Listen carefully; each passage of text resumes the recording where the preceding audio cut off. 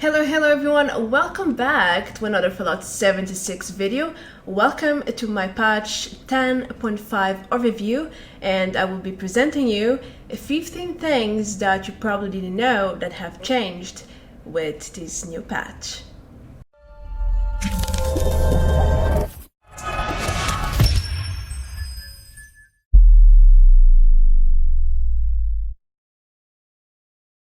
Hey, patch 10.5 has come out last Tuesday. I know it has been some days already since today it's Saturday, but I only had a chance to test things out in the last few days. Also, I know that I haven't done a patch note overview for quite a while, but that's because in the last two patches Bethesda has released a lot of stuff, a lot of features, and by the time I was done trying and testing everything, it was a bit too late in my opinion, but we are back to it, and I want to present you 15 things with some extras about the main changes with this patch. Of course, I won't be go over every single point in the patch notes. This is just my overview and the highlights of the most important or relevant things that came out with this patch. I hope you enjoy. Let's get started.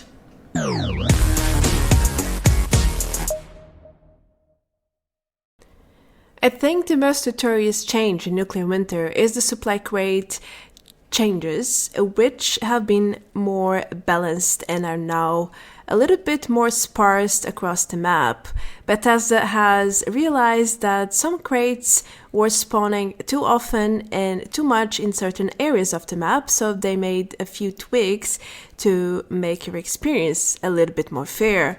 Now, I have been experiencing something similar, especially with yellow and orange crates. I have been finding them in remote areas and in places that before were very poor in loot, and now they are decent. So that's great to know and to see that Bethesda is really trying their best to make Nuclear Winter as fair as possible to everyone.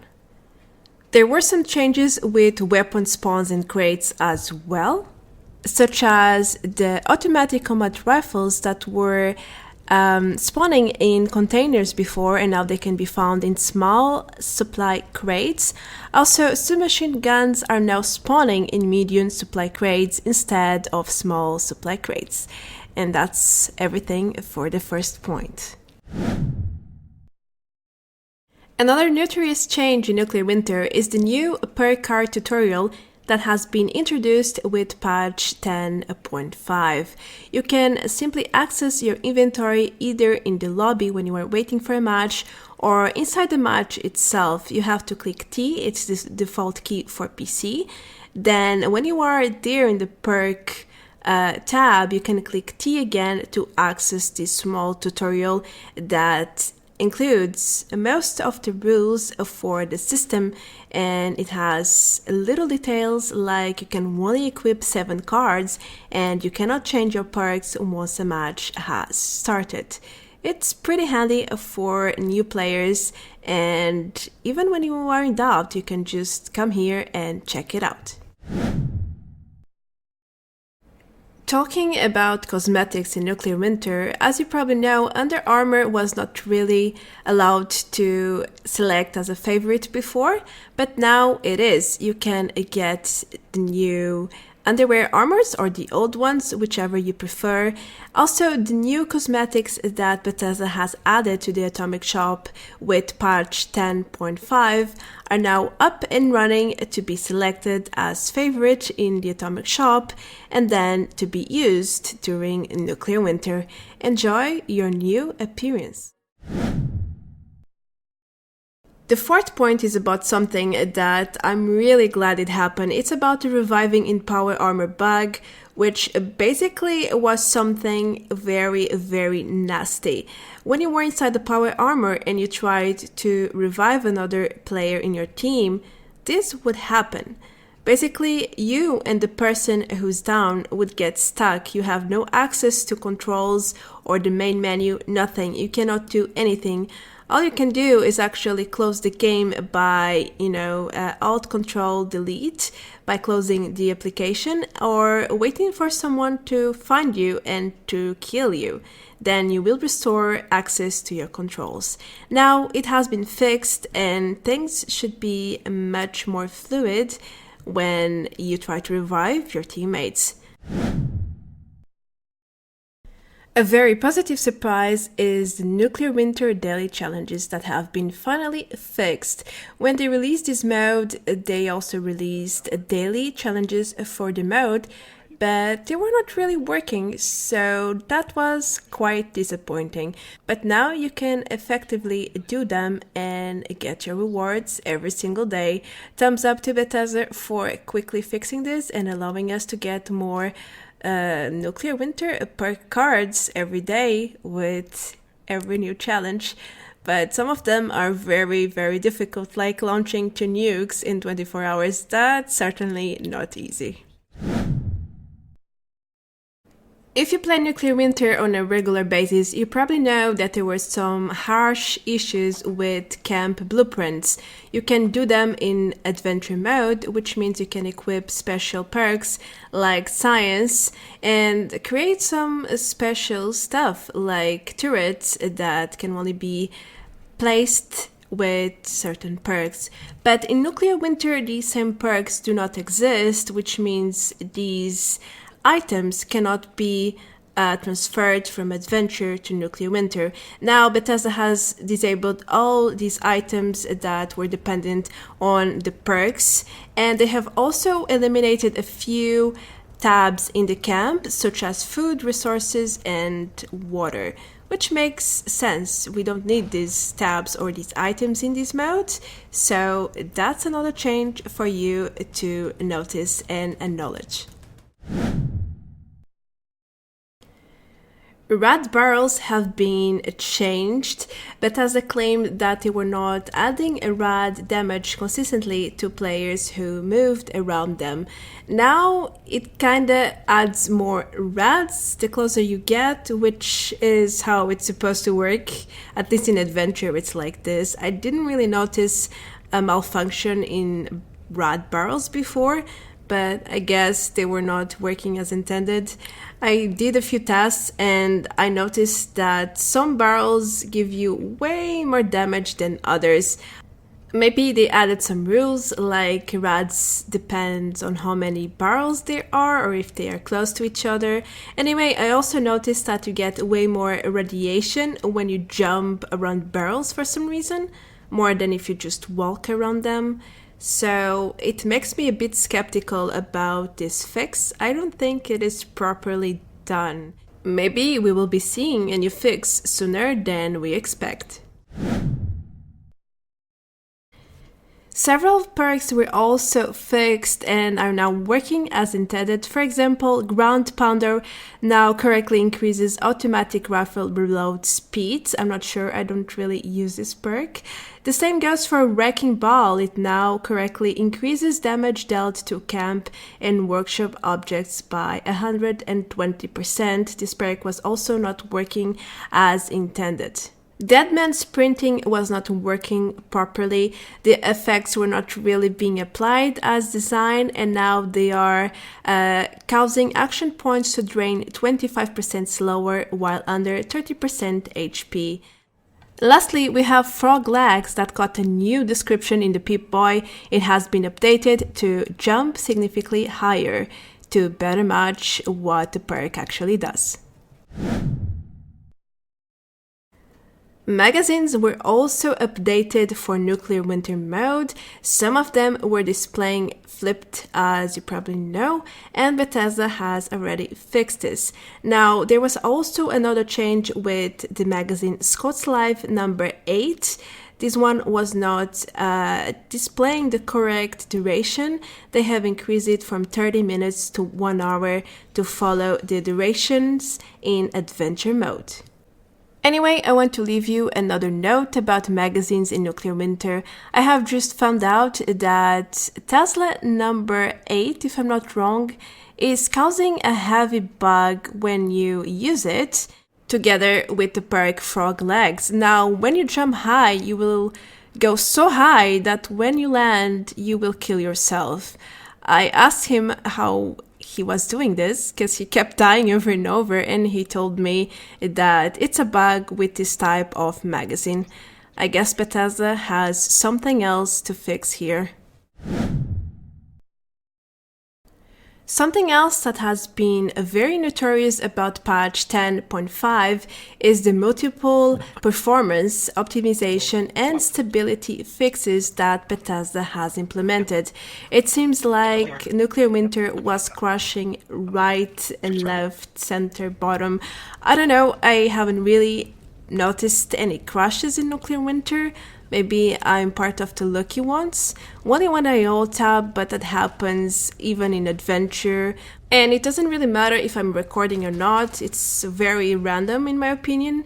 Anyway, Bethesda said that they have fixed a lot of things that were disrupting the player's experience in Nuclear Winter, like when the match started or after you die and the summary pops up. It seems like there were many things triggering crashes in this mode, and now most of it has been fixed. At least the patch notes claims to have addressed these issues. I cannot confirm that they have been fixed because, as I said, I haven't been crashing at all in Nuclear Winter, but hopefully it is true.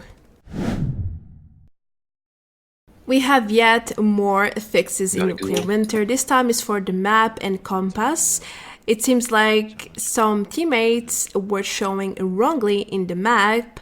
Now the markers have been solved to accurately show your teammates while you play.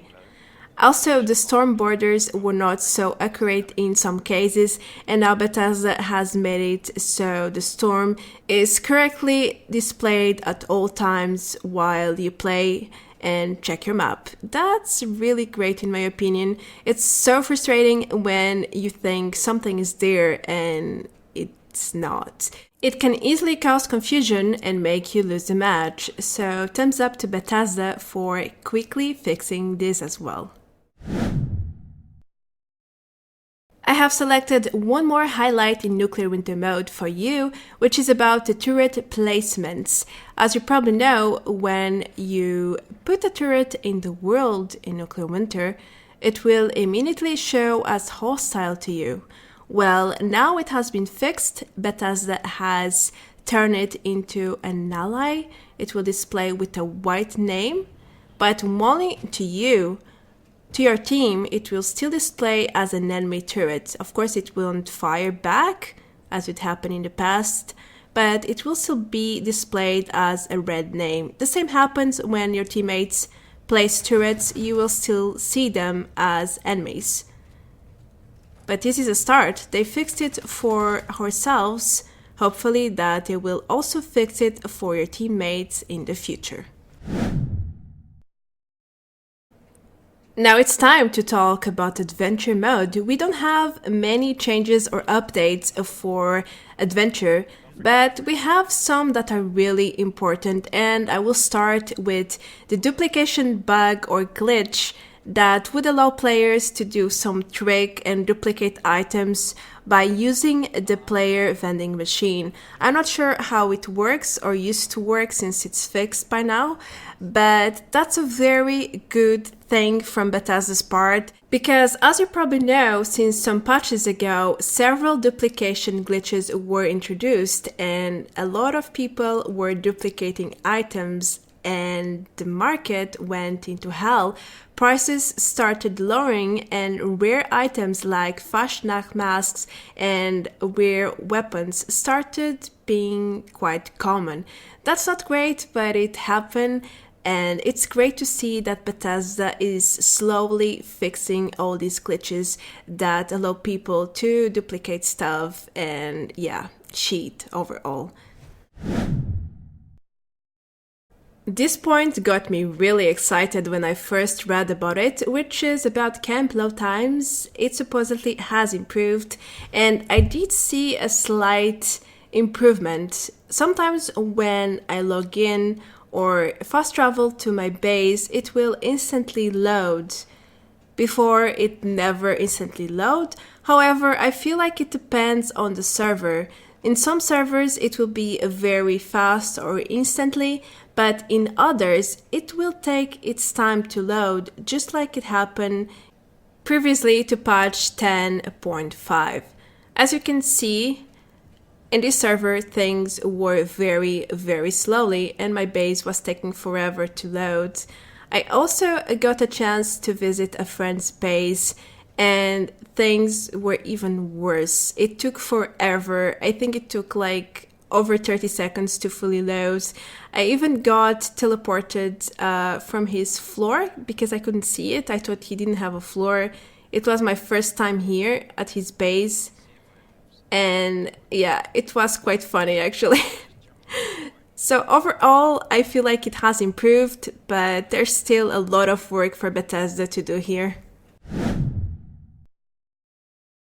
Fast traveling from an event to another event used to be a rough experience sometimes because it would make your game crash or your Bethesda client crash.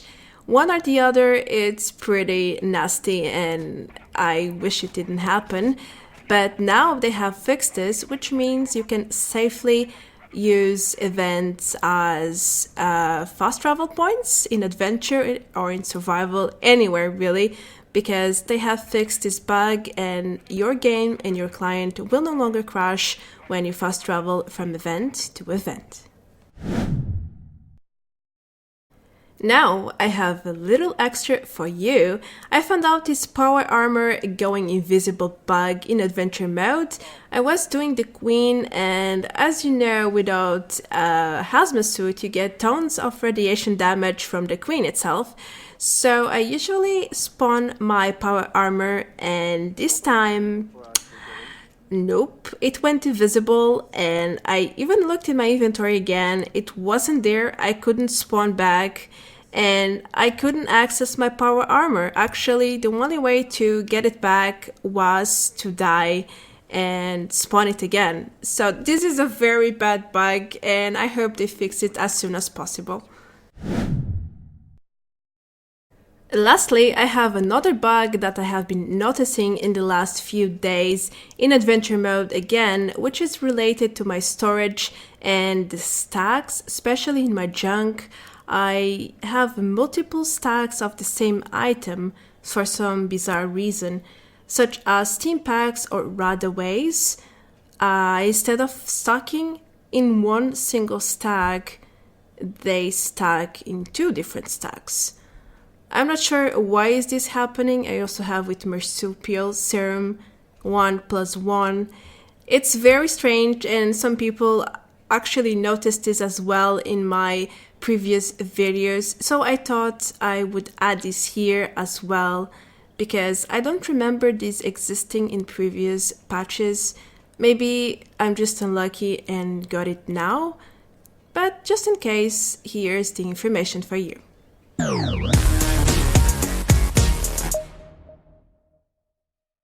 That's my patch 10.5 overview for you guys. I hope you enjoyed the 15 points that I've selected for you, plus 2.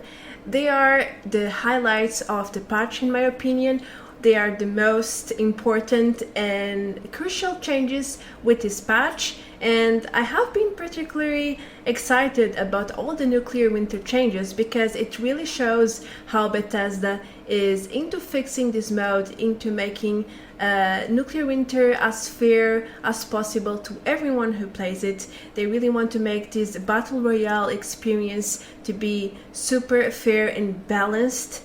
Everyone should have the same opportunity to play, and that's great. I think that's really great.